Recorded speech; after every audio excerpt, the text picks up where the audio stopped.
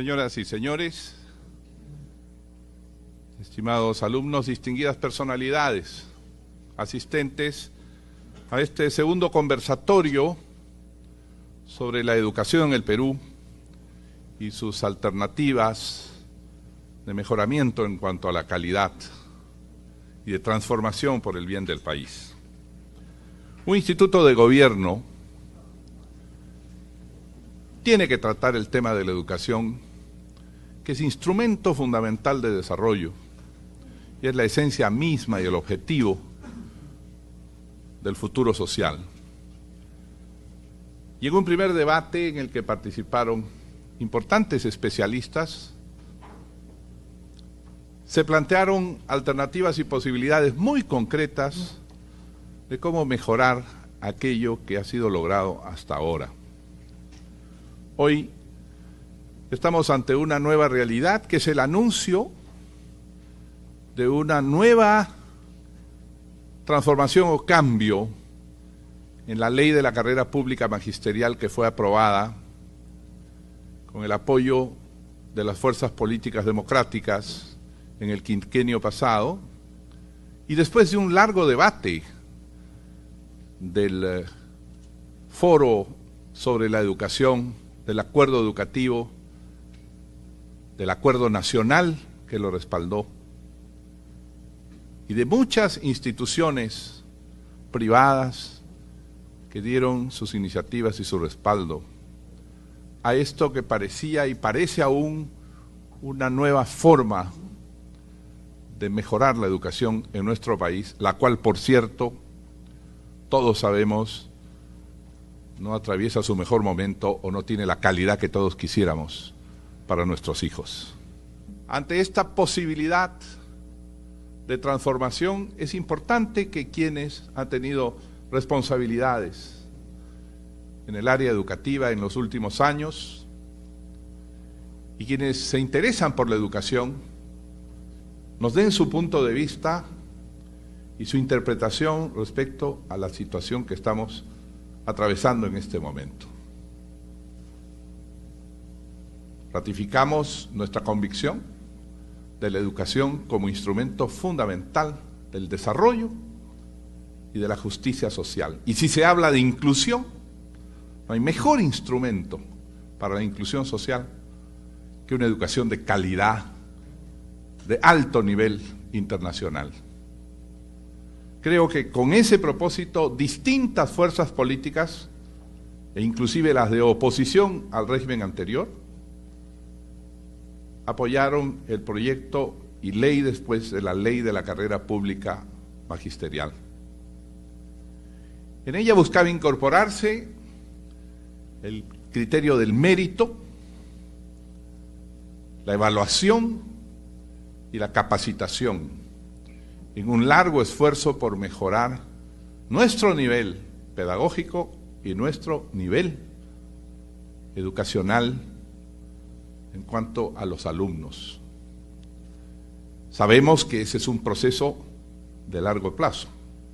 Sabemos que la transformación educativa, que es la transformación del espíritu, no puede cumplirse tan fácilmente como se ejecuta una carretera, como se levanta un edificio, como se hacen las obras materiales. Siempre diré que el tema educativo es la gran esperanza de la patria, que vale más que todo el oro de todas las minas del Perú, vale más que toda la riqueza material que pueda tener el Perú, la riqueza espiritual, intelectual, la riqueza de los valores, no tiene precio. Todo lo demás es cotizable en los mercados. La inteligencia, que es la que impulsa a un país, no tiene mayor precio que hacer del país un país grande y respetado. Creemos nuestro compromiso mantener nuestro afán por la educación, y en ello no hago, en mi caso, más que continuar la línea y la enseñanza de Aya de la Torre, que combatió tesoneramente a lo largo de su existencia por la educación pública, por su gratuidad y por su calidad. Si hay algo que caracteriza la continuidad en la vida de este hombre extraordinario es que, interrumpida muchas veces por avatares y sucesos políticos, al volver a tener algo de influencia o de voz en la vida pública y política, de inmediato luchaba y lograba el establecimiento otra vez de la gratuidad de la enseñanza que defendió desde 1931. Estoy seguro que en todos los peruanos este es un afán y una ansiedad permanente, hacer que nuestros niños tengan la mejor educación posible y saber que eso solo se logra con esfuerzo. El facilismo, la mediocridad de decir obtengamos todos una nota aprobatoria para continuar, no conduce más que a bloquear el futuro de la patria. Y sé que esto es difícil y que hay que enfrentar, porque todo sacrificio es esfuerzo, muchos problemas. Nosotros a nuestro turno los enfrentamos, exigimos que quienes estén en el gobierno sepan enfrentar estos temas y no bajen la bandera de la educación, que es el futuro del país. Muchas gracias. Muy buenas noches, señor presidente, señores exministros, aquellos que nos acompañan esta noche en el Instituto de Gobierno y Gestión Pública a este segundo debate de desafíos de la educación para el siglo XXI.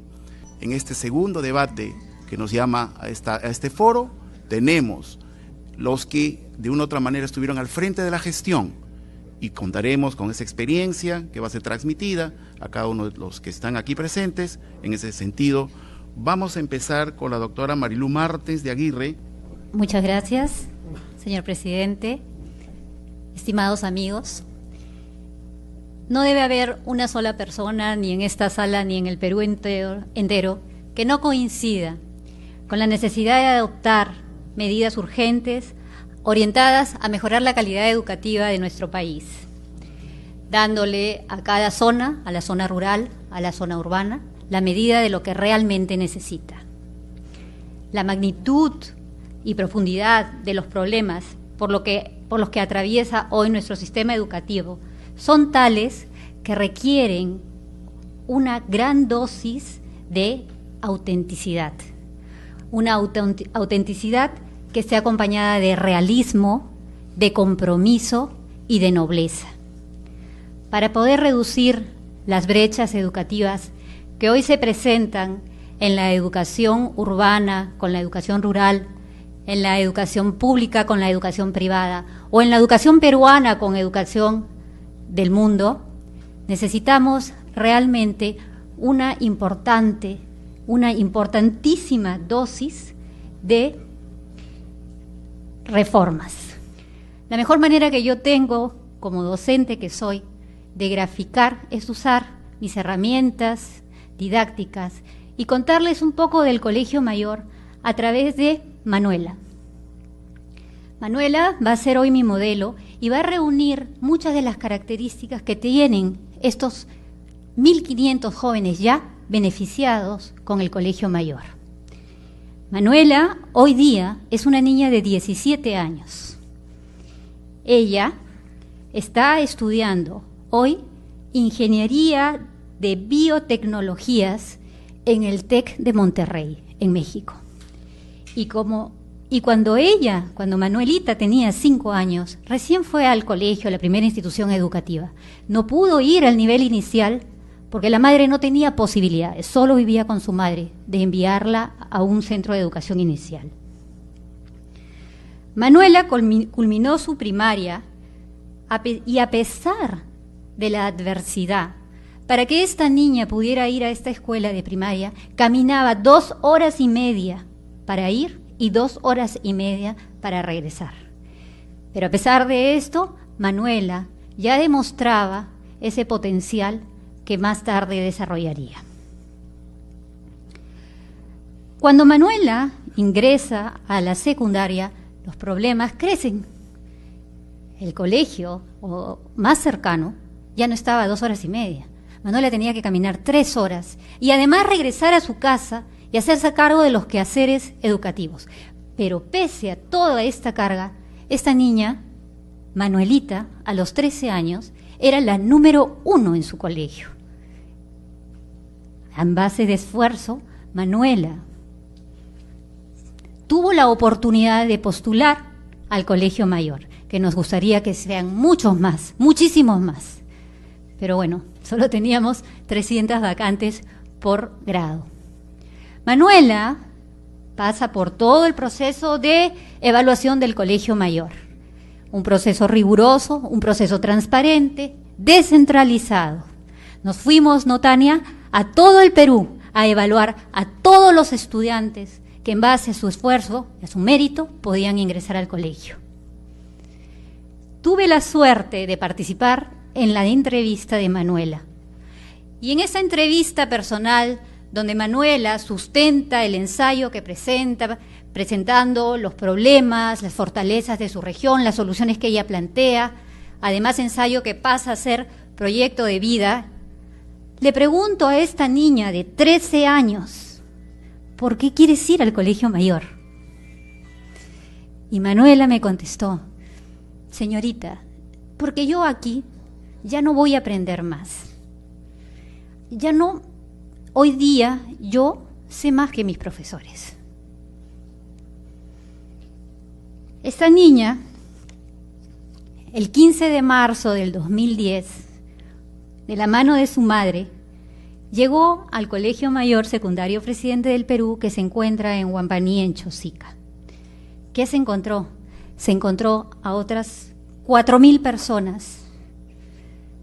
4.000 personas con la misma ilusión, con las mismas expectativas, con la misma esperanza. Poder acceder, a pesar de vivir en un poblado lejano, en un hogar cuyos ingresos muchas veces no alcanzaba para las 3 comidas diarias de ella y de su hermana, a una educación de calidad, a una educación que le permitiera salir de este círculo vicioso de pobreza, donde su abuelo, su mamá, ella, todos han sido pobres. Una educación de calidad. Hoy, Manuela, después de 2 años en el Colegio Mayor, se encuentra, como les cuento, becada en México. Y al igual que ella, hay otros 10 jóvenes más becados en el TEC de Monterrey. Tenemos jóvenes estudiando becados en Brasil. Tenemos jóvenes en Singapur.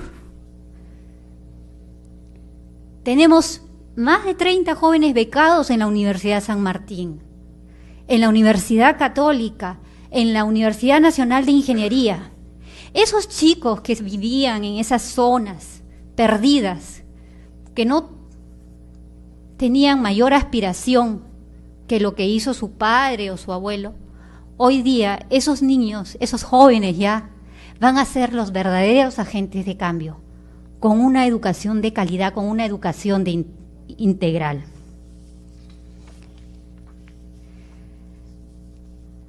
¿Que estamos desarrollando una élite? Sí, estamos desarrollando una élite intelectual en base al esfuerzo, en base al mérito. ¿Desarraigo?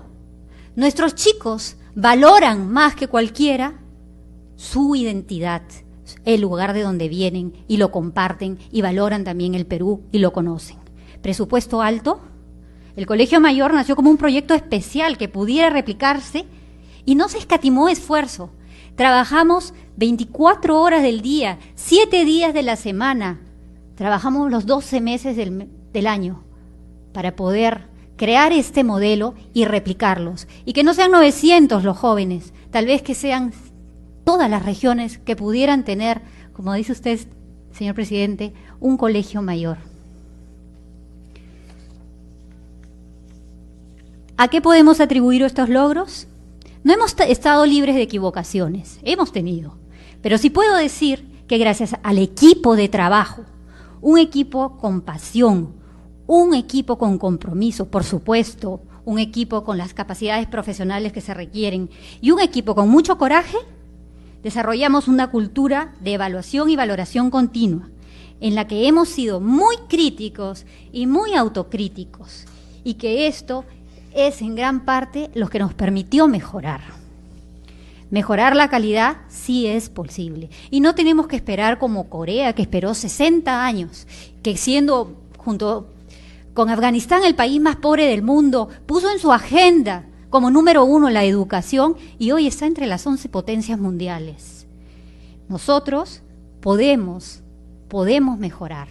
Hemos investigado modelos como el coreano, como el finlandés, modelos exitosos.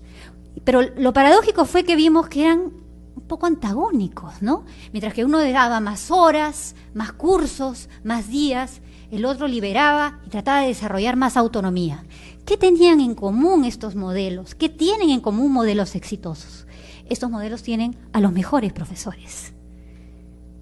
Se preocupan de tener a los mejores profesionales a cargo de la formación de sus jóvenes.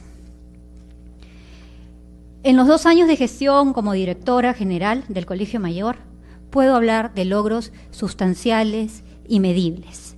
Puedo decir que eliminamos las brechas de la calidad educativa entre la educación pública y la privada.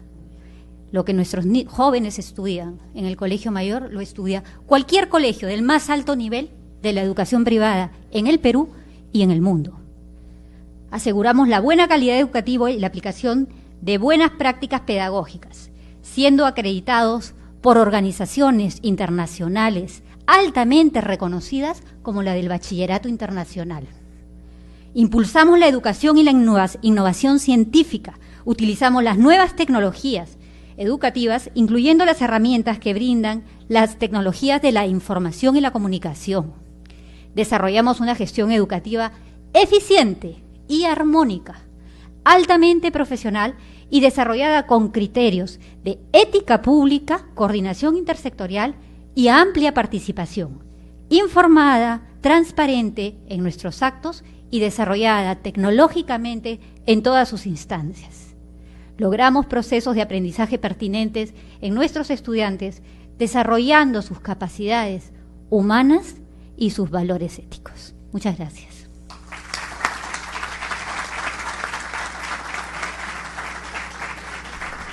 Muchas gracias, Marilú. Pasamos a la exposición del doctor Oscar Becerra Tresierra. Buenas noches, señor presidente, señores congresistas, amigos, exministros. Los grandes desafíos de la educación del siglo XXI son desafíos en el mundo y a mí me gustaría resumirlos en 4 fundamentales. El primer gran desafío de educar a la nueva generación es que la educación tenga sentido para el estudiante. Hace ya muchos años que los sistemas educativos en el mundo son incapaces de tener sentido, es decir, el alumno no entiende por qué tiene que aprender lo que esperamos que aprenda. En esas circunstancias no se aprende, porque uno aprende porque quiere y tiene que querer. El segundo desafío es que tenemos que educar para un futuro incierto. El maestro tiene que convertirse en una especie de profeta, porque tiene que adivinar cómo será el mundo en el que les va a tocar vivir a estos niños y jóvenes y educarlos para ese mundo. Y luego, hoy día, tenemos que competir en desventaja con el entretenimiento fugaz sin exigencia. O sea, todos nuestros niños y jóvenes tienen a su alcance cada vez más herramientas de entretenimiento que no requieren esfuerzo. Y el último, que tal vez sea el más grave, es llegar a todos con calidad. O sea, estos son los desafíos de la educación, no en el Perú, en todo el mundo. Y entonces, claro, siempre estamos de acuerdo en lo que hay que hacer. Pero a mí me gusta decir, y Martin Luther King alguna vez se paró delante de millones de personas y dijo, yo tengo un sueño. Mucha gente se queda en esa frase, porque es bonito soñar. Yo me imagino que usted, señor presidente, habrá soñado cómo quería el Perú. Y el ministro Chang habrá soñado cómo quería la educación del Perú. Pero el problema es que para que los sueños se hagan realidad, hay que despertar. Y hay que enfrentar la realidad, y muchas veces tenemos que enfrentar una realidad que impide que nuestros sueños se hagan realidad como habíamos pensado. Pero hay que trabajar, y lo que nos encontramos tristemente hoy día, en mi políticamente incorrecta opinión, es gente que ha entrado al gobierno a soñar. Y tenemos una ministra que se para después de un año de gestión delante del CADE y les dice, estamos pidiendo chepa. ¿Esa es una palabra de una ministra de Educación? mientras evaluamos lo que vamos a hacer en los próximos 5 años. ¿Aló? Le quedan 4. Alguien tendría que decirle eso. Para hacer realidad los sueños hay que trabajar. Y eso es algo que tristemente no se está haciendo. Y es algo que con dificultades hicimos, con errores, como ha dicho Marilú seguramente. Pero nos dimos cuenta que en el Perú esos desafíos se transformaban. Por ejemplo, necesitamos mejores maestros. Todo el mundo está de acuerdo con eso. Pero tener los maestros que necesitamos demora de 10 a 15 años. Y por eso se hizo la carrera pública magisterial. Porque, como decía mi abuelo alguna vez, ser maestro puede ser una sublime profesión o un vil oficio. Necesitamos mejor infraestructura. Y eso es más fácil, como ha dicho el presidente. 3 a 5 años puede ser lo que hace falta para ir mejorando la infraestructura. Para eso solamente hace falta plata e integridad. Teníamos plata y hemos tratado de poner integridad. Calidad de materiales era lo más fácil. Y eso era inmediato, y fue lo que empezamos a trabajar. Acceso para todos tomaba de 1 a 3 años, y también lo hicimos. Hoy día, paradójicamente, nuestra cobertura de educación secundaria es mayor que la de Finlandia. No hablemos de la calidad, pero por lo menos tenemos más cobertura. Acceso para evitar respuestas generales a desafíos dispares. No podemos educar igual a un chico que sabe más que el profesor que a uno que con la justa se entiende lo que lee. Tenemos que ayudarlos por igual, pero ayudarlos por igual significa ayudarlos distinto. Y así como al que cojea le tengo que dar un bastón y al que corre le tengo que poner una pista de atletismo, a los más esforzados tenemos que darles mejor educación. ¿Y qué encontramos? O sea, cuando despertamos de esos sueños, nos encontramos que la educación se había ido deteriorando gradualmente en el Perú durante 50 años. 175.000 maestros no habían trabajado nunca, estaban desempleados porque su formación era insuficiente. En el gobierno del presidente Toledo se les duplicó el sueldo a los maestros. ¿Y saben cuánto mejoró la calidad de la educación en términos de evaluaciones? 0.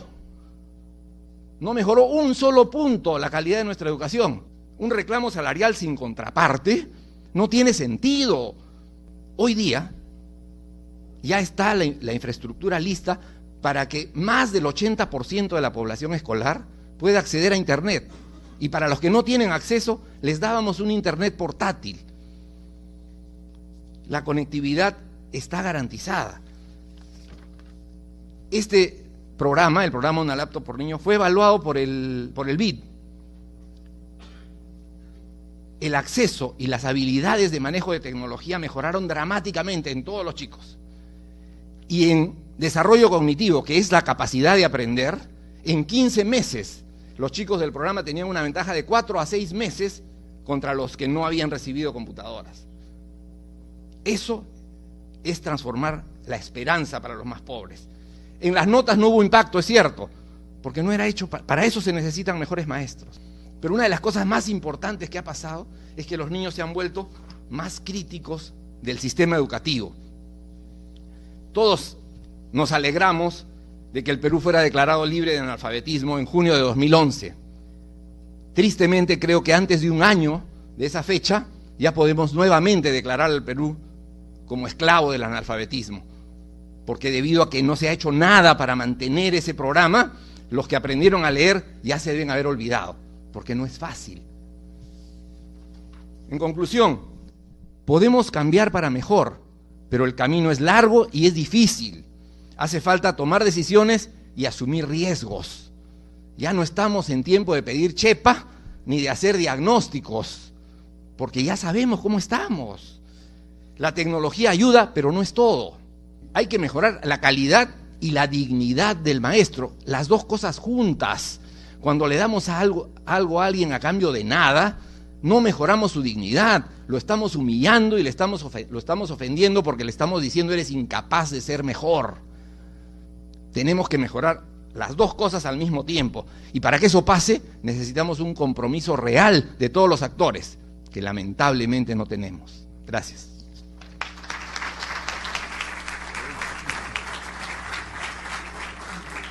Muy bien, se está respetando los tiempos, que es muy importante, pero también la firmeza en las posiciones es importante que ustedes lo conozcan. Le cedemos el uso de la palabra al maestro Idel Wexler para que haga su exposición.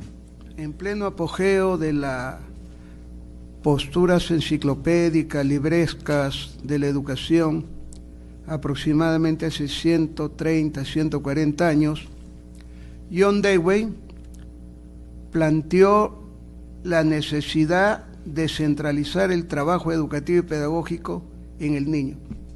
Él hablaba del currículo basado en las experiencias del niño. Ese es el germen que se desarrolla con la pedagogía clásica, con de Crowley, con Montessori, con Rousseau, etcétera, etcétera, y también en algún momento con Makarenko.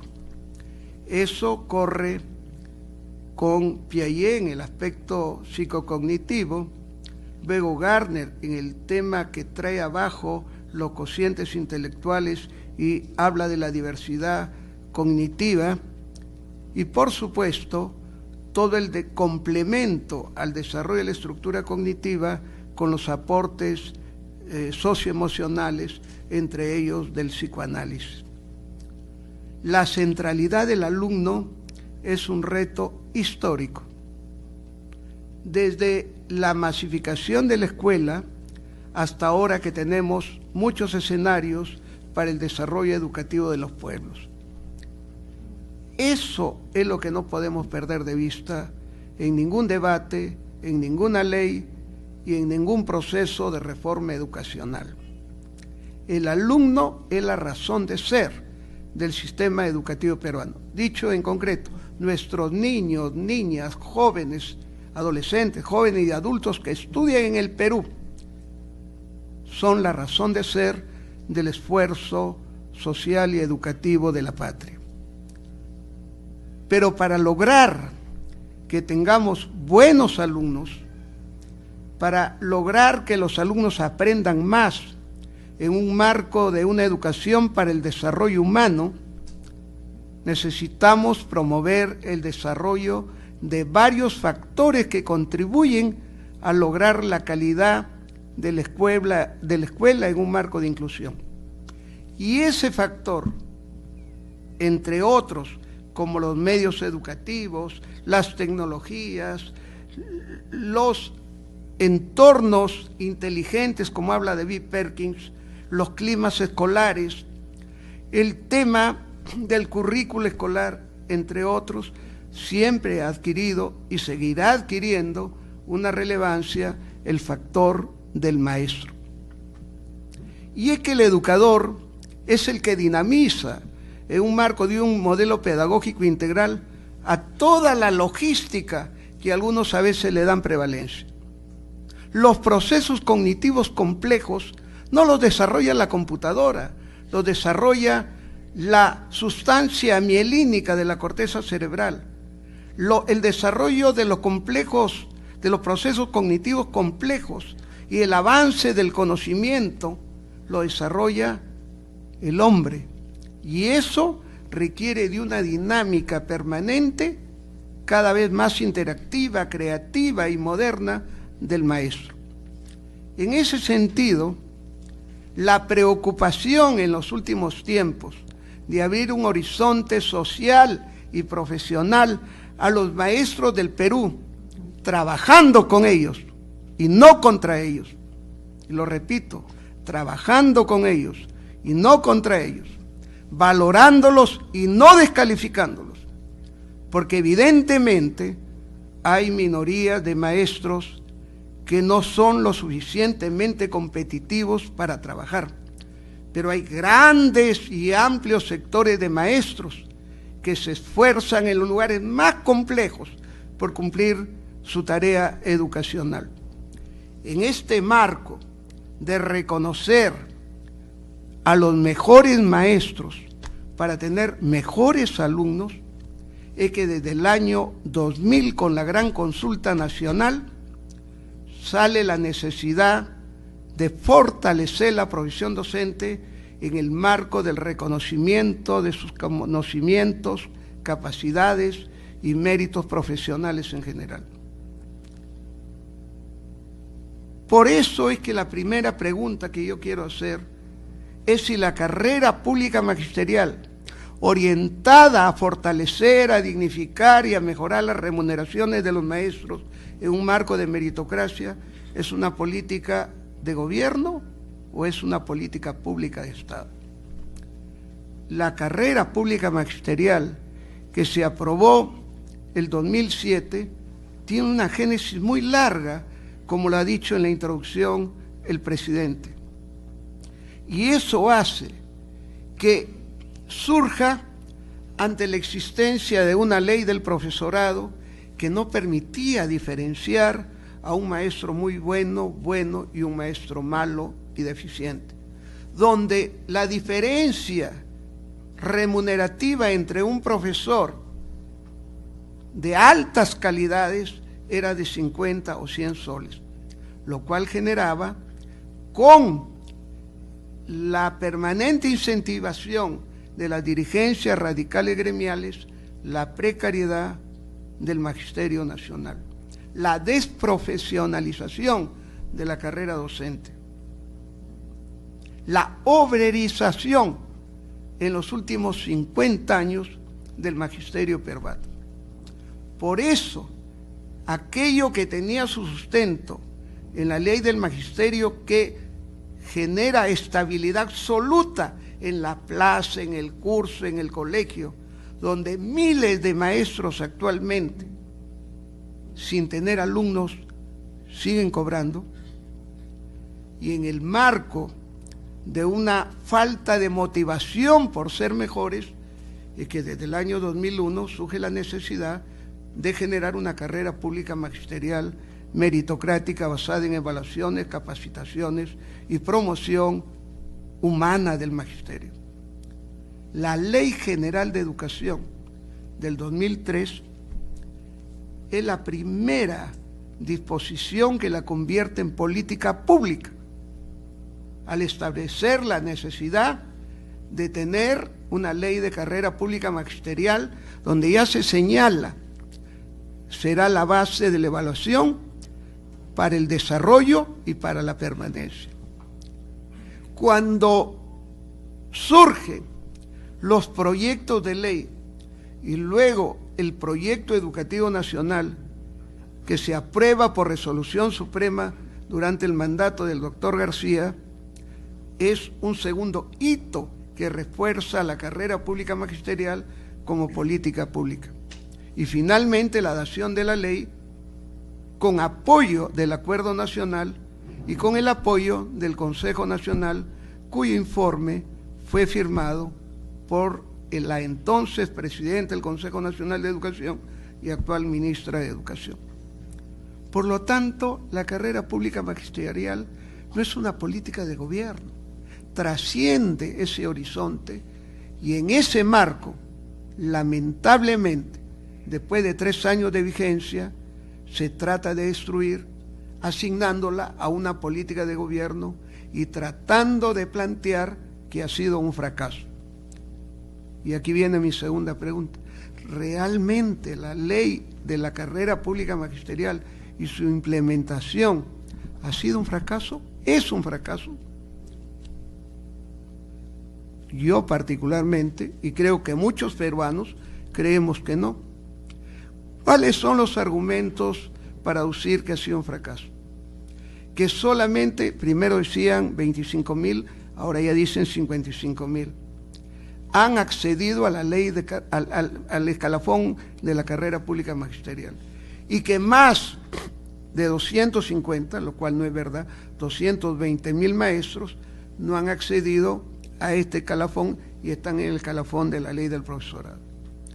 Nunca la ley surgió para que en 2 o 3 años todos pasaran al escalafón meritocrático, porque 2 millones, 2.500 millones, otros hablan de 2.800 millones, no habría generado viabilidad financiera, presupuestal, administrativa y pedagógica para pasarlos de un régimen a otro. La meta fue en un primer momento 90.000, luego se bajó a 80.000, y en ese marco la meritocracia no fue teórica, no fue una postura para el futuro, fue una realización para el presente. Y hoy tenemos maestros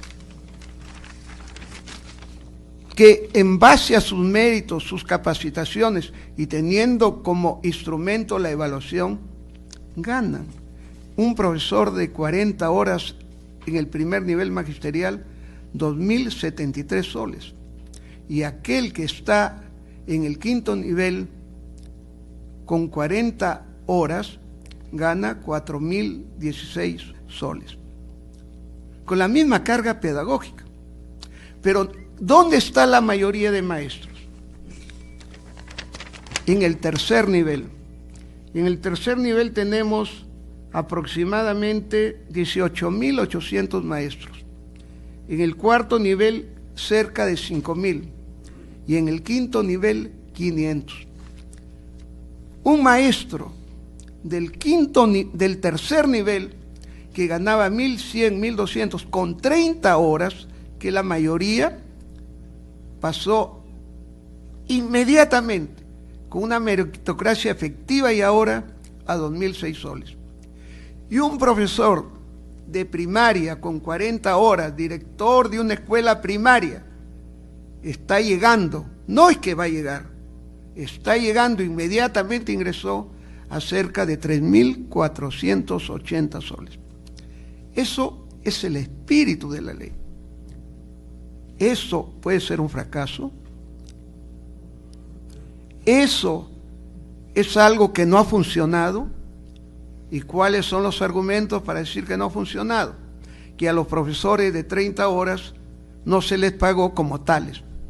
Pero eso es producto de un decreto supremo, que el ministro Castilla puede cambiar, y que no lo hizo cuando era viceministro, para pasar a los profesores inicial a ganar lo que justamente les corresponde como 30 horas. Y es cambiar el decreto supremo 079. Se aduce que han habido problemas de gestión, que hay que reconocer autocríticamente que es verdad. Nosotros tenemos que aceptar que hubieron errores técnicos, algunas fallas en la evaluación, no con mala fe, sino por la dificultad administrativa. Pero salimos adelante y lo reconocimos públicamente. Pero eso no es un problema de la ley, ni siquiera es un problema de decretos y de normas, es un problema de procedimientos y mecanismos en la gestión administrativa. Entonces, ¿por qué decir que ese es un elemento de juicio para descalificar a la ley de carrera pública magisterial? Y otro argumento que hay que rechazar es que dicen que los 55.000 maestros han entrado por la puerta falsa. Esa es una temeridad que no puede ser, porque así como yo considero que los maestros del Perú merecen respeto y valoración permanente de la ley del profesorado, también los de la ley de la carrera pública magisteriales, que tuvieron la valentía y la decisión de enfrentarse a evaluaciones para aspirar a un mejor horizonte profesional y económico. Ha pasado un año y estas cosas que se han podido resolver, inclusive las que ellos plantean hipotéticamente, si fueran ciertos, cosa que en ese supuesto yo niego, han podido resolverlo. Por lo tanto, yo afirmo categóricamente, es mi opinión, que con todas las debilidades, con todas las deficiencias, con todas las imperfecciones, la ley de carrera pública y su implementación, en el sentido más claro y amplio de su razón de ser, es un avance importante de la educación y de la patria. Muchas gracias.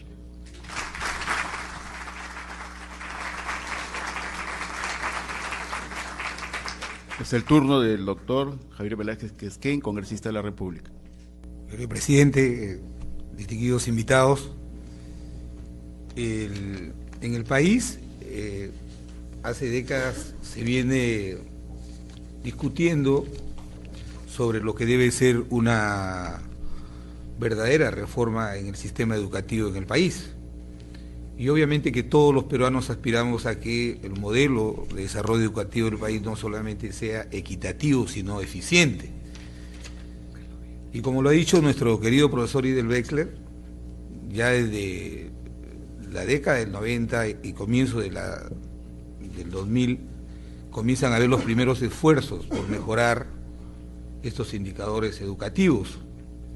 Y es cierto también que a partir de 2001 ya tenemos algunos indicadores favorables, por ejemplo, en el tema de deserción escolar, en el tema de repetición.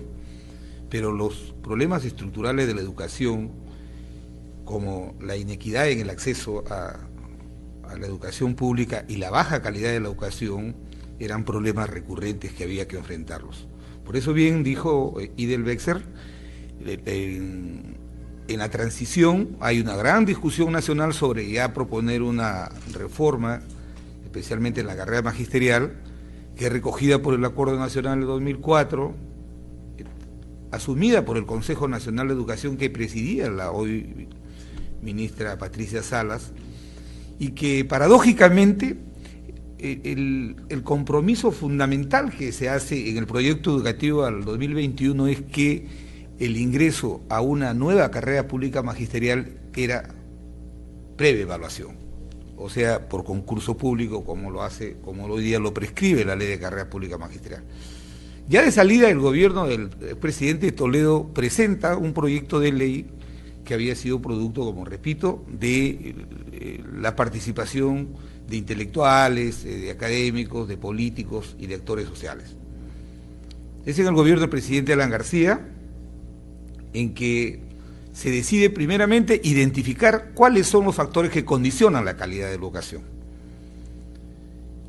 Se identifican los factores que condicionan la calidad de la educación y se entiende que es fundamental, por ejemplo, entrenar a los docentes, apoyar a los estudiantes, mejorar la infraestructura, pero fundamentalmente creo que el logro más importante del gobierno al que hemos pasado el presidente Alan García es que se asumió como prioridad en desarrollar estos factores que condicionan la calidad de la educación, aplicar estándares educativos, o sea, metas de aprendizaje a quienes articulan el sistema para poder mirar resultados y poder también exigir rendición de cuentas. Y es en ese sentido que el gobierno toma la decisión, en primer lugar, de enviar al Parlamento el proyecto de ley que dejó ya saliendo el gobierno del expresidente Toledo, lo cual nosotros lo recogimos, lo promovimos y lo afinamos. Si ustedes ven ese proyecto de ley con el que presenta el Poder Ejecutivo del 2007 al Congreso, solamente tiene algunos ajustes que tenían que ver con la actualización. Y quiero decir algo que quiero que quede muy claro. Como bien lo ha dicho Idel, esto era no una propuesta de gobierno, sino una reforma de Estado, que se procesó y se maduró y que tuvo el respaldo en el Parlamento de las fuerzas políticas democráticas. Obvio que no tuvo el respaldo del partido de gobierno, que al verse perdido en el debate, ni siquiera tuvieron una propuesta alternativa, sino abandonaron el Parlamento. Entonces, esta reforma de Estado contó con el respaldo de los padres de familia, porque evidentemente había la autoridad para iniciarla en el sentido de que el gobierno había ingresado a actuar atacando todos los factores que condicionan la calidad de la educación.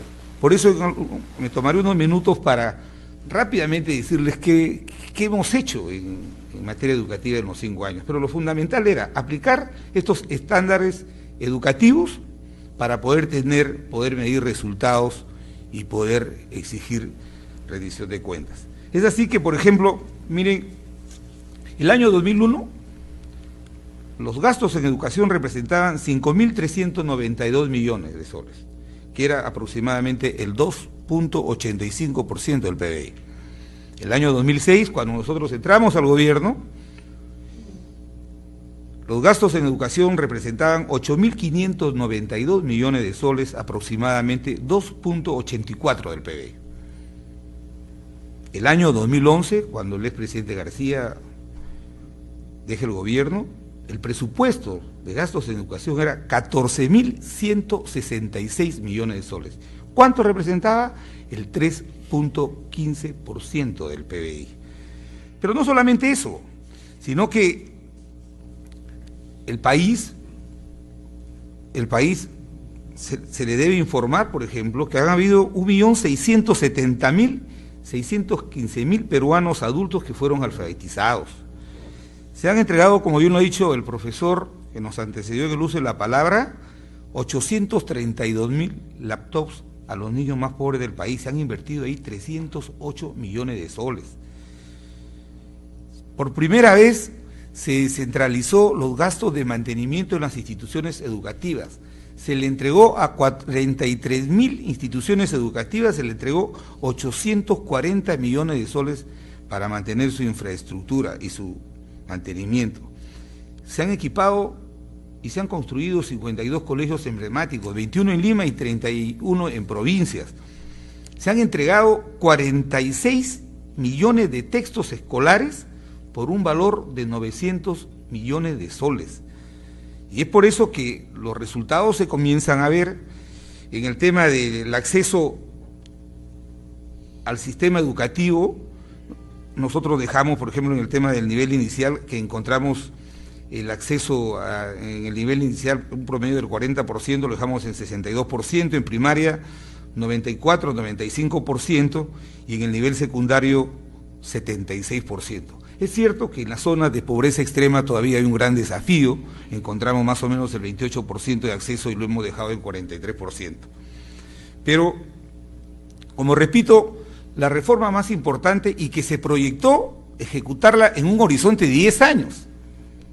El presidente y el ministro de Educación improvisaron una reforma y le dijeron al país que esto se iba a implementar o se iba a lograr en 2 o 3 años. Esta era una reforma seria y responsablemente pensada, porque en la propia ley se establece el financiamiento de la reforma, que era a 10 años, como bien lo ha dicho Idel, se necesitaban 2.800 millones de soles y el gobierno se comprometió con metas concretas a implementar esta reforma. Luego de 3 años de implementación, ¿cuál fue la meta? Incorporar 80.000 maestros a la nueva ley de la carrera pública magisterial, que tenía como referente fundamental era que para ingresar a ella había que someterse a una evaluación que era vía concurso público. Entonces, lo que dicen ahora los que cuestionan y los que primero querían derogar la ley, luego han dicho que la quieren perfeccionar, y ahora tengo la seguridad que le haremos los ajustes que se necesita, porque toda ley tampoco no puede ser pétrea, tiene que ir adecuándose a las circunstancias.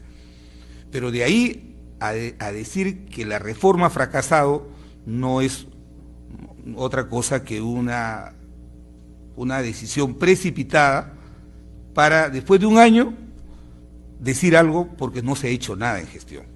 Y en ese sentido, la meta que se trazó el gobierno del presidente García era al 2011 incorporar a la carrera pública magisterial no menos de 80.000 maestros. Dicen, pero de los 250.000 solamente han ingresado 55.000, pero lo que no dicen es la verdad completa. Se presentaron cerca de 150.000.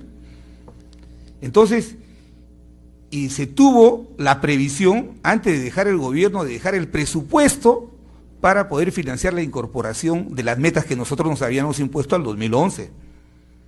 Todos esos recursos no se han utilizado, no se ha convocado un solo concurso para nombramiento, como lo establece el artículo 12 de la ley, que establece que año a año se debe establecer plazas para nombramiento. No se han utilizado los recursos para el ascenso, ni mucho menos para la capacitación. Y la reforma, porque esta reforma no fue una reforma contra los maestros, sino fue una reforma planteada en un escenario donde, como bien lo ha dicho el primer expositor, nos encontramos con 300.000 maestros que están en la planilla pública entre nombrados y contratados para atender a una población estudiantil de cerca de 8 millones de peruanos. Entonces ahí hay un tema social también. Pero nosotros a la ley de profesorado le construimos una alternativa a los maestros, pero a la cual nosotros no los llevamos compulsivamente, sino les ofrecimos capacitarlos y el gobierno durante 3 años ha capacitado con recursos del Estado en las mejores universidades e institutos del país a cerca de 153.000 maestros. Entonces, ahora cuando el gobierno plantea derogar la ley de la carrera pública magisterial para reemplazarla por uno, en primer lugar, que no ha sido discutida públicamente. 2, el proyecto que va al Parlamento es un proyecto que no tiene financiamiento, como sí la tuvo la ley que aprobamos, la 260922, en julio del año 2007, que tenía su propio financiamiento y que obviamente comprometía a los gobiernos para lograr esas metas que queríamos lograr luego de 10 años de implementación de la ley. Repito, nosotros no nos oponemos a que esa ley sea mejorada. Por ejemplo, en el tema que están proponiendo de que se pueda ampliar una nueva área de desempeño laboral. Hoy día los maestros pueden hacer gestión pedagógica, gestión institucional y pueden hacer investigación, pero también pueden hacer formación docente. También ahí podemos, por ejemplo, discutir una modificación en formación docente. Que cuando Idel ha hablado de los niveles, nosotros en la ley de la carrera pública de educación establecemos cuántos van a ser las remuneraciones de los profesores del nivel 1 y del nivel 5. Y un profesor del nivel 1 podría hacer su maestría, su doctorado y podría migrar al nivel 3 o al nivel 5, podría. ¿En base a qué? A someterse a una evaluación a través de un concurso público, y eso es fundamentalmente el mérito. Entonces ahora lo que se ha planteado en el Congreso es un proyecto de ley que recoge, es cierto, el 95%, pero lo que tenemos que advertir y lo que hemos defendido siempre es lo fundamental de la ley, que está en un artículo. Para ingresar a la carrera, para ascender en la carrera, tienes que someterte a una evaluación vía concurso público. Pero no lo sometemos compulsivamente, como repito, nosotros hemos destinado recursos exclusivamente para capacitar a los maestros para que se preparen y puedan ingresar a la carrera pública magisterial. Pero también cuando se hace un análisis un poco parcial y se dice, ¿y qué hacemos con los 180.000 maestros que están en la ley del profesorado? La pregunta también que habría que hacernos es, ¿y qué hacemos con los 300.000 maestros que están en el mercado laboral, que con sus propios recursos se están preparando, se están capacitando y que esperan una oportunidad que el Estado les dé, en base al mérito puedan ellos poder ingresar a la carrera pública magisterial? Y como bien se ha dicho, el objetivo final de una reforma de la educación es fundamentalmente el alumno. En Estados Unidos ya se ha demostrado, Estados Unidos hace 20 años ocupaba el primer lugar en sus sistemas educativos. Ahora, y como bien lo ha dicho, fue superado por Corea, por Australia, por Finlandia. ¿Por qué? No es porque se desmejoró el sistema educativo de Estados Unidos, sino porque los otros han avanzado velozmente. Entonces, ese es el desafío que tenemos ahora en el país. No habrá forma de darle sostenibilidad al crecimiento de la economía ni al progreso social si es que nosotros no consolidamos esta reforma que es fundamental. Esto no es un tema de confrontación política, partidaria, este es un tema de Estado. Y por eso es que nosotros hemos trabajado en estos días con el apoyo de intelectuales, un proyecto para afinar la ley de la carrera pública magisterial. Podemos revisar el tema de los niveles, podemos revisar también el tema de que el traslado de los profesores de esta ley del profesorado pueda ser voluntario. Pero de ninguna manera podemos acabar con la evaluación y el concurso público. Es cierto y somos conscientes también que hoy el país, debido a su responsabilidad que ha habido en el manejo de las finanzas públicas, hay recursos para mejorar el piso salarial de los maestros. Se puede, y eso se puede hacer, como se ha dicho, con un decreto supremo. Pero lo que no se puede hacer es parar una reforma cuyos resultados todavía no se han medido, pero yo tengo la seguridad que si esta ley la seguimos desarrollando en los próximos 10 años, los indicadores obviamente van a ser muy favorables para el país. Y yo quiero reiterar de que en este proyecto de ley que hemos elaborado en nuestra bancada y que van a apoyar las otras bancadas, nosotros nos reafirmamos en algo que ya debe ser irreversible. La carrera pública magisterial tiene que ser una carrera que tenga como eje central el mérito, que aquellos que aspiran a desarrollarse en ella lo hagan a través de evaluaciones y lo hagan a través de concursos públicos nacionales. Han habido observaciones, se dice, no ha habido una buena gestión. En Chile, para hacer los concursos de nombramiento y de ascenso, el sistema de operatividad de gestión solamente puede desarrollarse para 25.000 maestros. No es verdad que en el país el Ministerio de Educación esté preparado para implementar un proceso de evaluación o de nombramiento para 180.000 maestros. Eso va a colapsar. Entonces lo que se pretende ahora es, después de un año de haber hecho supuestamente un diagnóstico y sin haberlo presentado al país, se pretende descalificar una de las reformas más importantes que ha cometido nuestra patria en los últimos años. Como bien lo ha dicho el presidente Alan García, hoy nosotros no nos preparamos para hacer una competencia en el mercado interno.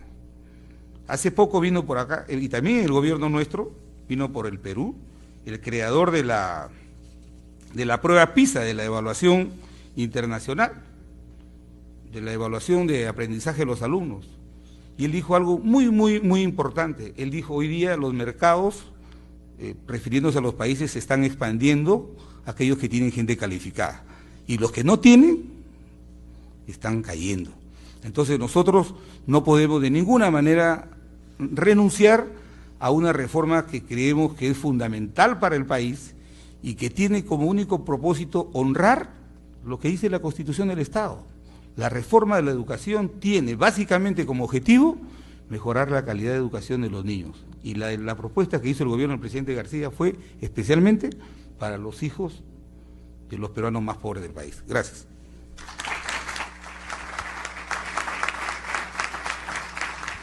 Queda claro algunos aspectos. Primero, sin eficiencia no hay posibilidad de tener calidad en la educación.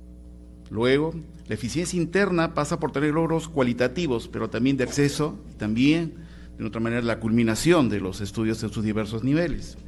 Corresponde priorizar la educación por una sociedad del conocimiento multidimensional, como se ha hablado. Son las nuevas tendencias del conocimiento en educación, pero paralelamente esta educación tiene que estar orientada hacia el trabajo. Y lo último creo que es fundamental, un país que está creciendo en lo económico, un país que sin el crecimiento no puede pensar en reducir la pobreza, tiene que preparar el capital humano. Y luego, de una otra manera, también ha traslucido realidades duras, pero que justamente con políticas públicas bien definidas, con horizontes de políticas a largo plazo, estas se tienen que abatir. Los niños hasta los 6 meses nacen en condiciones iguales todos. Sin embargo, a partir del 6º mes vienen las diferencias. Ya no hay lactancia materna exclusiva. Empiezan las diferencias entre lo urbano y lo rural, entre si es niño o es niña, entre si tiene acceso a la educación inicial, si hay la cobertura suficiente para ella. Vienen los problemas de género, de origen étnico, si es quechohablante, hispanohablante, es decir, empiezan a bosquejarse los problemas que tienen que ser asumidos fundamentalmente por el sector de educación.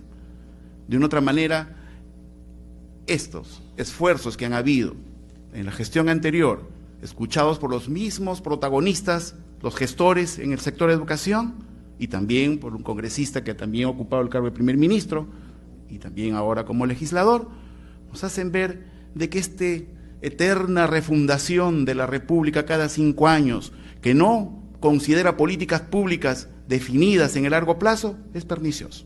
Muchísimas gracias a todos ustedes y hasta la próxima oportunidad.